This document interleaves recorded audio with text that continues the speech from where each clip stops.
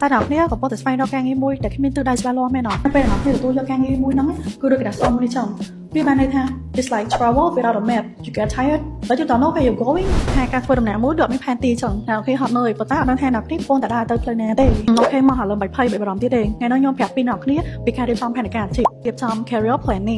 planning mean choosing a direction before choosing a job សូមអ្នកគ្នាជ្រើសរើសទិសដៅមុនពេលដែលជ្រើសរើសការងារអញ្ចឹងឥឡូវនេះខ្ញុំមាន3សំណួរសម្រាប់សួរអ្នកគ្នាជាមុន what skill do you already have and what kind of future that you want and then what step will take you there ចង់ទៅសួរខ្លួនឯងហ្នឹងហើយដាក់ផែនការរបស់គ្នាខ្ញុំសូមលើកមួយឧទាហរណ៍ឲ្យអ្នកគ្នាកាន់តែងាយយល់បើសិនជាអ្នកគ្នាអាចនិយាយជាភាសាចិនបានអញ្ចឹងមានន័យថាអ្នកគ្នាមានទិសដៅមួយរួចហើយប៉ុន្តែអ្នកគ្នាអត់យក skill របស់អ្នកគ្នាហ្នឹងទៅដាក់ចូលជាមួយនឹងការងារទេអ្នកគ្នាទៅធ្វើការជា